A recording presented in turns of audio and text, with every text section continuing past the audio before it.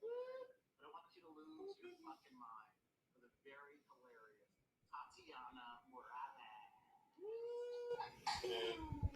Hello, hello, hello, everyone. I'm Tatiana Morales, and I'm from Miami. I rent in Tampa, but I live in a perpetual state of existential dread, mostly because I live in Florida. So it's great to see you all. So I love seeing all these beautiful black faces. It's like a college flyer with a highly calculated splash of diversity. Next you guys are all going to start showing me how to beg Sally Mae for my perpetual mercy. I'm still doing that. I'm still working on it, but maybe one day my loans will get canceled. Listen, we're all dreaming. By Joe, I'm here. I do nothing all day. I'm here for you. Just call me. So I want to tell you guys about the best day I had in 2020, like the best day. It was December 20th, and I went home to Miami post doing election work, which was awful because if you hadn't noticed, last year was pretty awful. And so I went all the way home to sunny Miami, Florida. It was truly the best traffic I'd ever seen. But at that point, people were still like mega dying. So pros and cons.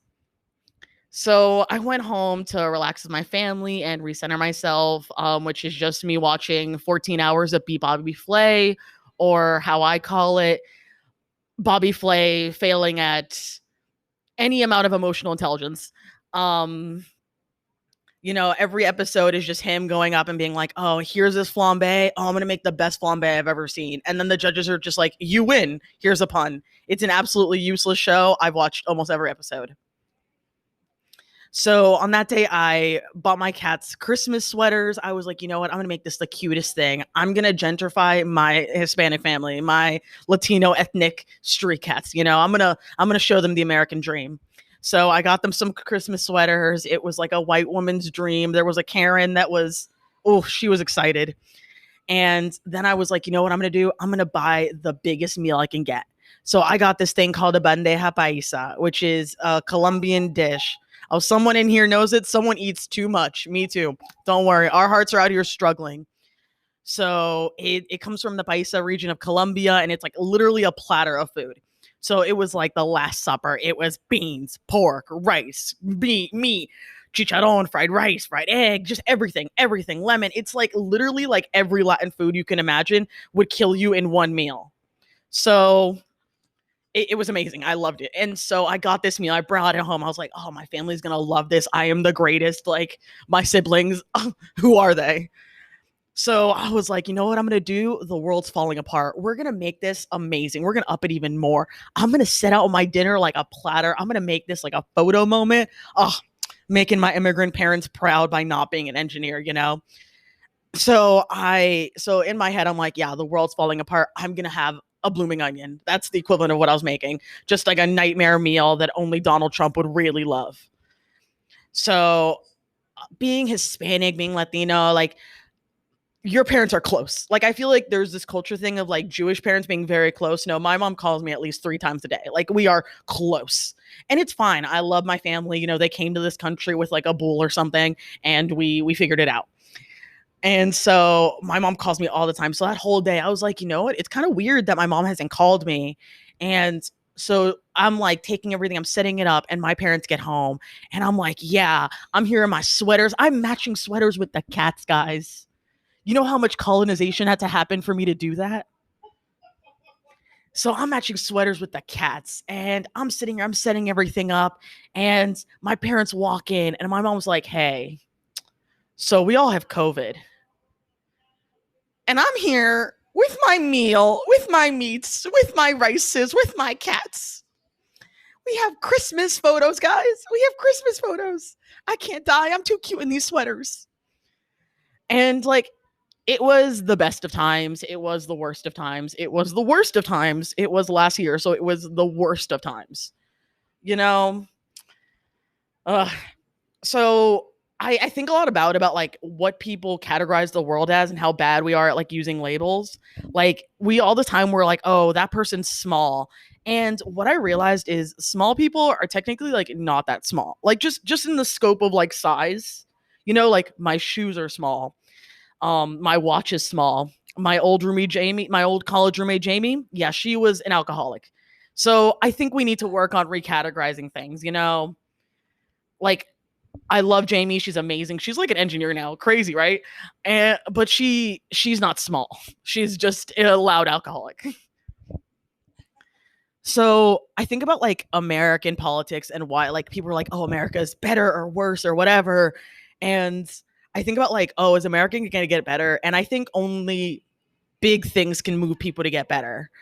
Like Tyler Perry made a million movies and he could have just hired a real life black woman. Like this man had to cosplay for years. He built his own movie studio, cosplaying a black. Like, I'm right here. I'm funny too. Tyler, you're like in Atlanta. I'm in Florida. Just call me. I will leave. I will just go. And like, it's okay. I don't really want to be hired by Tyler Perry. He has a pretty bad rep of not really hiring writers for him having like billions of dollars and makes pretty bad movies, but that's my taste. Some people like Fast and Furious movies. I would rather die before watching any of the like 9 million. It's right. You guys know the truth. Like, there are too many of them. I went to the Fast and Furious ride at Universal and I was like, why is this here? Like, why has capitalism reached the stage? It's ridiculous. So I've really run out of patience listening to men, especially men in comedy, talk about women because it's really frustrating because I love comedy. I love listening to new opinions, new takes, like really showing how people show their courage. And my problem is that when guys get on stage, some part of their brain cell just dies because they walk on stage and they're like, every single personality trait that a woman has is an impediment. Like every issue, they're like, oh, my girlfriend hikes. I gotta get rid of Becky. It's too much. I can't do that. And it's like, if I wanted to hear a man tell me something useless, I would just go to Home Depot, truly. And so I think a lot about like this thing of like cult documentaries and podcasts getting really popular, but and it's really crazy because just a lot of people get so shocked and surprised. They're like, how would someone join a cult? How would they sign up 100 people to drink the Kool-Aid? So many guys named Craig are like, oh, I'm an individual thinker. I won't do it. And it's like, Craig, you're on Reddit with like 9 billion other people. So back up. And like, it's really frustrating because they're like, oh man, I'm not special. I wouldn't get a participation trophy. I wouldn't do that stuff. And it's like, Craig, you're going to join a cult. Like, it's going to happen. You need to statistically understand your reality. And if HBO's putting this much money into it, you're going to join. So you got to pick your choice. And I think it's all about the cult you pick. It's about what that cult can give you. It's what you can gain. Like Avon, Monet, Weight Watchers, those weird knives. Why do we buy those weird knives? They just like, there's so many cults around us, and I think we all just act like it's a brand new thing when a cult tells someone to like go to a garden, and it's like, yeah, Monet tells me that a tea is gonna drop 100 pounds. People lie. Like, just, we need to get past that, and we need to take on like, okay, if they're gonna lie to me, which lie do I want? Do I want the gig lifestyle, 2 hours, no health insurance, and $2,000 a pound of products later? Ah, capitalism. And I'm a big fan of like, I just chose a cult. Like, I was in college, I chose a cult. I joined a sorority and I loved it. I had like a really wonderful experience. Like, people have really bad experiences and I get it. I know it. I see it. I hear it. But I had like a spectacular experience. And so I think like we need to really look at the cults around us, like fraternities, orders, R. Kelly fans, Chris Brown fans, Bill Cosby fans, Louis C.K. fans, Joe Rogan fans, cops. Did I say cops? I think I got that point across. But in my sorority, we didn't brutalize people. We just wore dresses, sang songs, and ate a bunch of food. Had a lot of great experiences. And it really trained me, one, to talk to 100 girls in dresses and heels for a week straight with barely any food and no sleep, no men, no parties, or talk about anything really interesting. But one of my sorority sisters got me a job once. So, options about the cults we pick. Listen, a lot of you in here pick the good cult. If you ever message me about knives, know that I will throw the knives off this planet. Like, you know, Jeff Bezos is leaving, those knives need to go too.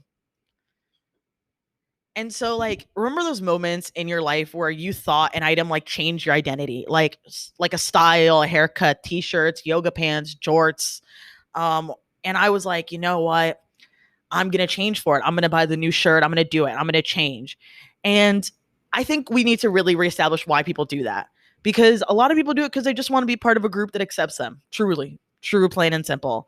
And for me, every time I did that, it was because a cool girl in school had a pool. And that was pretty much all I wanted. I also had a pool, but it was like a community pool. It was like a poor person pool.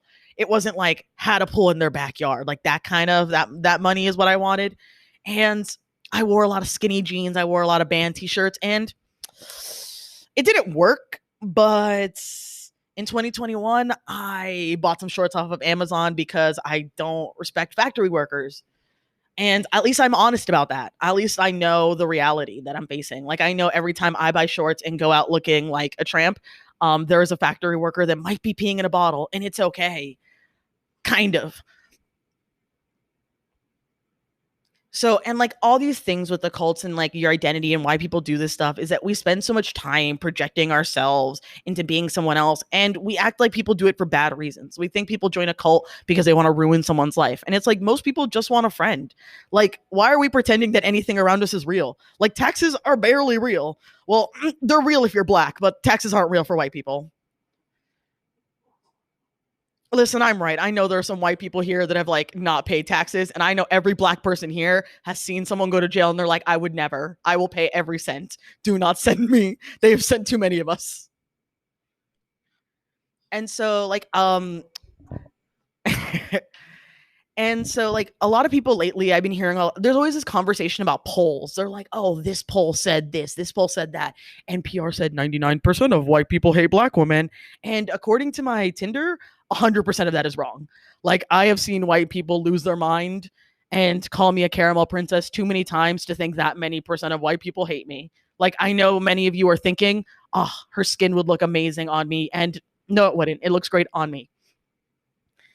And I just think we should start making up new polls. I think we should start making up completely new polls. I think we should start lying. Like, 100% of Tatianas think Taco Bell should be our national food.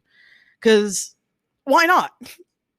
Like, it's perfect. It's an ethnic food that has been gentrified so much that white people love it. Like, I have Mexican relatives that own a Mexican restaurant. They still go to Taco Bell because it's that good. We have to like recognize the limits of cultural appropriation, and sometimes we have to recognize the strength. Like a cheesy gordita crunch qualifies as a national food. Listen, someone in the chat says Taco Bell makes you sick, and maybe your immune system isn't strong enough. Some of us have to go. My stomach has handled so many burritos on the go. Like, listen, I had COVID. COVID couldn't touch me. Couldn't touch me for what those burritos did to my bowels. So I joke. I joke. Get vaccinated, please. There are many brown people in here. Get vaccinated. And I like to remember the good old days before all this madness, you know, when I stood for my flag, when my president faked a moon landing and bombed black neighborhoods. So I just think we all need to remember the America that I was raised in and that I support, because my taxes pay for your presidents to lie on our TV. And maybe I sound like a Karen, but me and my 3.75 kids, husband and cat dog, should be allowed to commit our own hate crimes in peace, you know? Like, I miss the America where Irish people used to say the N-word because whiteness is like a real scam. To all the Irish people in here, that's not a pass. That's never a pass. Don't do that. It's You're not black anymore, please. We are black now. We have been it for a while and we will be it for a while. Uh, you know, it's a nice, beautiful day. I'm outside. I'm really enjoying the last years we have on this like planet ending. And I think, you know how I want to go out looking at all these beautiful faces. Thank you guys so much for your time. I'm Tatiana Morales. Hey, everybody, give it up for Tatiana. Tatiana, you should drop any of your social medias that you have in the chat. Folks, we the shelf over